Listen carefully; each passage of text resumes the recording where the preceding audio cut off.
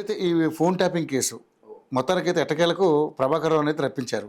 అంతకుముందు శ్రవణ్ కుమార్ ఆల్రెడీ లొంగిపోయాడు. దానికి సంబంధించి ఆయన విచారణ జరిగింది. ఇక ప్రభాకర్ రావు గారు వస్తే అన్నీ కూడా తేటతెల్లం అవుతాయి అంటూ కూడా ఎస్ఐబి మాజీ చీఫ్ ప్రభాకర్ని రప్పించారు. ఆయన వచ్చేటప్పుడు ఎయిర్పోర్ట్ కాడ 70 మంది బౌన్సర్లు పెడితే వాళ్ళ ఓవర్ యాక్షన్ చాలా పెద్ద అందంగా హంగామా క్రియేట్ చేశారు. విచారణకు ప్రభాకర్ రావు టెన్షన్లో చంద్రశేఖర్ రావు అంటూ కూడా రకరకాల వార్తలు వస్తున్నాయి. అంటే దీని వెనక నిజంగానే ఈయన చెప్పే అంశాలను బట్టి ఎవరు ఏంటి అనేది బయటకు వచ్చే అవకాశం ఉందంటారా? ఒకటి, ఫోన్ ట్యాపింగ్ అన్నది ఏ అధికారి కూడా పై అధికారులు చెప్పకుండా, మంత్రులు చెప్పకుండా, సీఎం చెప్పకుండా చేయరు. 100% చేయరు. సుమోటోగా వాళ్ళందరికీ తెలుసు అది అఫెన్స్ అని. ఒక ఫోన్ మీరు ట్యాప్ చేయాలంటే లేట్ డౌన్ ప్రొసీజర్ ఏంటంటే హోమ్ సెక్రటరీకి మీరు ఆఫీసర్ ప్రపోజల్ ఇవ్వాలి. ఎందుకు ఈ ఫోన్ తను ట్యాప్ చేయదలుచుకున్నాడు. హోమ్ సెక్రటరీ దగ్గర వాళ్ళు పర్మిషన్ తీసుకోవాలంటే ఆయన ఇవన్నీ ఎగ్జామిన్ చేసి మీకు 2 నెలలు పర్మిషన్ ఇస్తాడు.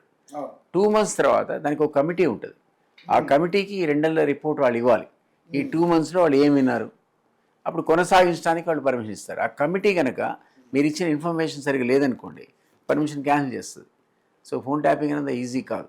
సో అట్లాంటివి ఏవి కూడా వీళ్ళు రూల్స్ పాటించకుండా ఫోన్ ట్యాప్ చేసినది క్లియర్ కనపడుతుంది. అంటే ఇప్పుడు వాళ్ళు నాయకులు చెప్పారు కాబట్టి వాళ్ళు చేసుంటారు. చేశారు. ఇంకోటి, ఆ వాడినటువంటి ఏదైతే టెక్నాలజీ ఉందో, ఇక్కడ ఇజ్రాయెల్ని తెచ్చుకున్నారు. పెగాసిస్ టెక్నాలజీ అనేది అన్నారు కదా, ఆ టెక్నాలజీతో ఈ ఫోన్ ట్యాపింగ్ చేసుకున్నారు. అది ఎక్కడి నుంచి కొన్నారు, అది కూడా ఒక కేసు కింద వచ్చింది. అది దాంట్లో వాళ్ళు ఏంటంటే మనీ లాండరింగ్ జరిగిందని వచ్చింది. ఈడీ ఎంటర్ అయింది అందులో.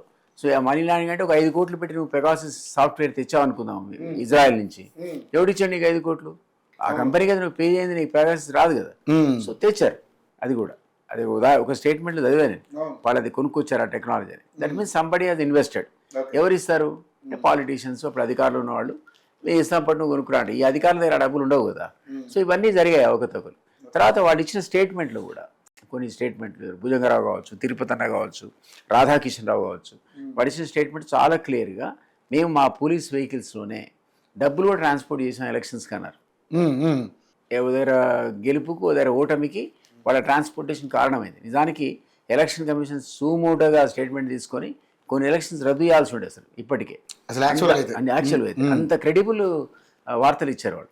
తర్వాత ఎందుకు చేశారని నేను చెప్తున్నాను కదా, ఖచ్చితంగా సుపీరియర్ ఆఫీసర్స్ వాళ్ళు మౌఖికమైన ఆదేశాలు ఇస్తారు తప్ప రైటింగ్లో చేయమని ఇవ్వరు. ఎందుకంటే వాళ్ళు మంత్రులను ప్లీజ్ చేయడానికి. హరీష్ రావు ఫోన్ ట్యాప్ అయిందని వచ్చింది. హరీష్ రావు కూడా వాళ్ళ పార్టీలో ఉన్న హరీష్ రావు ఫోన్ కూడా ట్యాప్ చేశారని వచ్చింది కదా. అట్లనే ఆయన ఎలక్షన్ టైం లోపల ఎలక్షన్ జస్ట్ బిఫోర్ కొంతమంది తనకి ఇంపార్టెంట్ అనుకున్న వాళ్ళకి తలా 1 కోటి 2 కోట్లు ఇచ్చిన విషయం బయటకు వచ్చింది. సో ఇవన్నీ రకరకాల సెన్సేషనల్ విషయాలు వచ్చాయి అందులో. సో వీటన్నిటికి కూడా వాళ్ళు ఆన్సర్ చెప్పాల్సి వస్తుంది. దీనికి చీఫ్ ప్రభాకర్ రావు కాబట్టి అవునా కాదా అనే విషయాన్ని ఆయన కనుక రేపు పొద్దున నిజమే మాకు ఈయన చెప్పాడు, కేటీఆర్ చెప్పాడు, లేదా చంద్రశేఖరరావు చెప్పాడంటే ప్రాబ్లమే. They land in to trouble. So ఇవన్నీ కూడా మనం చూడాలి ఆయన ఏం చెప్పబోతున్నాడు. ఎందుకంటే హార్డ్ డిస్కులు కూడా తగలబెట్టారు, మూసీలో రికవరీ చేశారని, అదే మన కొంత దొరికాయని కూడా అప్పట్లో వచ్చింది అది.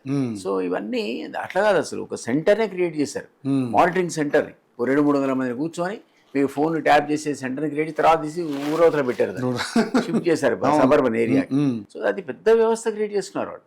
సో ఈ వ్యవస్థ ద్వారా అందరి ఫోన్లు విన్నారు, అది ఎవరికి ఎగ్జామ్షన్ లేకుండా.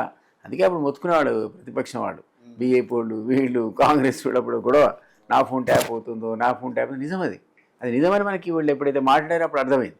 సో ఇవన్నీ కూడా వాస్తవాలు బయటికి రావాలంటే దాని చీఫ్ ఈయనే కాబట్టి ఈయన చెప్పాలి. నేను చెప్పాను లేదు, నాకు ముఖ్యమంత్రి చెప్పాడు, కాదు కేటీఆర్ చెప్పాడు.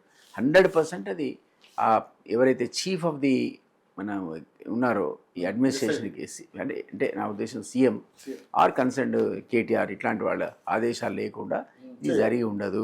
కాబట్టి అది బయటకు వస్తే వాళ్ళు ట్రబుల్లో పడతారు. యాక్చువల్గా అయితే అసలు ఈ ఫోన్ ట్యాపింగ్ అనేది ఏదో తీవ్రవాదం నుంచి వాళ్ళకు నేను చెప్పింది కూడా మీకు పర్మిషన్ తీసుకొని ఇస్తారు, కమిటీ రివ్యూ చేస్తుంది, ఆ తర్వాత వాళ్ళు ఆ కమిటీ అవసరం ఉంటేనే ఎక్స్టెండ్ చేస్తుంది, అదర్వైజ్ క్యాన్సిల్ చేస్తుంది ఆ పర్మిషన్. ఎందుకన్నానంటే అది ఎవరి కోసం ఇస్తారు ఆ ఫోన్లు? ఉగ్రవాదుల లింక్ ఉంటేనో, మీ కన్వర్జేషన్లో మా దేశానికి సంబంధించిన భద్రతకు సంబంధించిన అంశాలు ఉంటేనే ట్యాపింగ్, కానీ మీ ప్రైవేట్ అఫైర్స్ కాదు. అట్లా ఇవ్వనివ్వరు అసలు ఆ పర్మిషన్. అంత రేరెస్ట్ ఆఫ్ రేర్ అకేషన్లోనే హోమ్ సెక్రటరీ పర్మిషన్ ఉంటుంది. మీరు కనుక ఇప్పుడు రేపు పొద్దున ప్రభాకర్ రావును మీరు ఈ ట్యాప్ చేయడానికి ఎంతమంది పర్మిషన్లు హోమ్ సెక్రటరీ తీసుకున్నారంటే ఒక్కడిగా ఉండదు. రికార్డుగా, అంత అనఫిషియలే.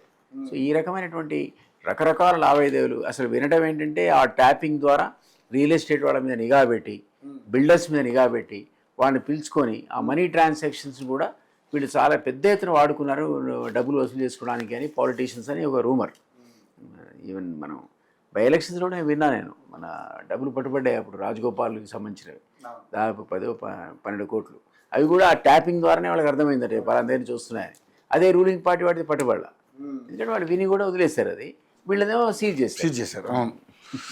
సో ఏదైనా అంటే దాదాపుగా 14 నెలలు ఆయన అమెరికాలో దాక్కుంటే ఆయన్ని మరీ ఇక్కడ ఇంటర్పోల్ ద్వారా నోటీస్ ఇచ్చి తీసుకొచ్చారు.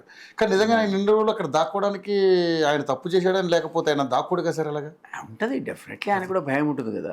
అంతమంది పోలీస్ ఆఫీసర్ అరెస్ట్ అయ్యారు కదా, ఎక్కువ పోలీస్ ఆఫీసర్లు ఉన్నారు, అంతా పోలీస్ ఆఫీసర్స్ కదా, దాంట్లో ఉన్నవాళ్ళు వాళ్ళు కదా, వ్యవస్థలో ఉన్నవాళ్ళు వాళ్ళు. ఈయన చీఫ్గా ఉన్నాడు కాబట్టి ఆయనకు సరే క్యాన్సర్ ఈ కారణాల వల్ల పోయాను అన్నా కూడా అప్పుడు ఆ టైంలో ఉన్న వేడికి చాలా సెన్సేషన్ ఉండే. అప్పుడు ఇంత గ్యాప్ వచ్చినాక ఇప్పుడు పలసపడ్డది అది.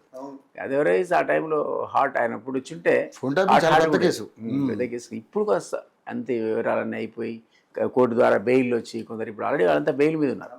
సో ఇప్పుడు ఆయనకు కూడా అదే లాజిక్లో రేపొద్దున అరెస్ట్ చేయదలుచుకున్నాడు, బెయిల్ వస్తుంది. ఆ టైం వచ్చిన దాకా వెయిట్ చేశాడు. ఇప్పుడు తనకు కూడా బెయిల్ వస్తున్న నమ్మకం వచ్చిన తర్వాత బయటకు వచ్చాడు. సో రేపు చెప్పేటువంటి విషయాలను బట్టి మనకి ఈ పిల్లలు అంటే కింద ఆఫీసర్స్ ఇచ్చిన స్టేట్మెంట్స్ ఎంతవరకు కరెక్టు అనేది ఆయన దాన్ని సర్టిఫై చేయాలి. దాన్ని బట్టి మనకు అర్థమవుతుంది పాలిటిషియన్ ఇన్వాల్వ్మెంట్ ఎంత ఉందని. నా ఉద్దేశంలో మాత్రం పొలిటికల్ ఇన్వాల్వ్మెంట్ లేకుండా అంత పెద్ద పనులు వాళ్ళు చేశారు. అది ఎన్నడూ జరగాలి డెమోక్రసీలో.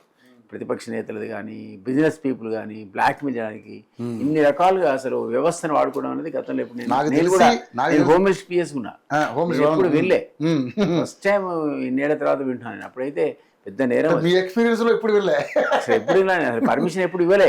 ఆ పీరియడ్లో ప్రైవేట్ వ్యక్తుల యొక్క ఫోన్లు కానీ, అఫీషియల్స్ కానీ ఎప్పుడు కూడా ఒక permission, even I don't remember మనం ఇట్లా మన ఇంత హైదరాబాద్లో యాంటీ టెర్రరిస్ట్ యాక్టివిటీలు అన్నీ ఉంటాయి, టెర్రరిస్ట్ యాక్టివిటీస్ ఉంటాయి, ఈ ముఠాలు ఉంటాయి కదా, అప్పుడే మేము ఇవ్వలేదు పర్మిషన్ అసలు దీనికి. ఈసారి విచ్చలవిడే చేశారు వాళ్ళు, ఏ పర్మిషన్ లేకుండా వ్యవస్థను సర్వనాశనం చేశారు. ఓటుకు రోడ్డు కేసు ద్వారా స్టార్ట్ అయింది ఫస్ట్. అప్పుడు అక్కడి నుంచి సీఎం జ్ఞాపకం ఉంటే సీఎం ఓ రోజు ముందే అన్నాడు, రేపు మీకు సెన్సేషన్ వార్త పోతున్నా అన్నాడు. ఏందా సెన్సేషన్ వార్త? తెలియని ట్రాప్ అంటే ముందే తెలుసు సీఎంకి. ఎక్కడ తెలుస్తుంది? ఫోన్ ట్యాపింగ్ వల్ల తెలుసు. దాదాపు రేవంత్ రెడ్డికి పట్టుబడడానికి కారణం ఫోన్ ట్యాపింగ్.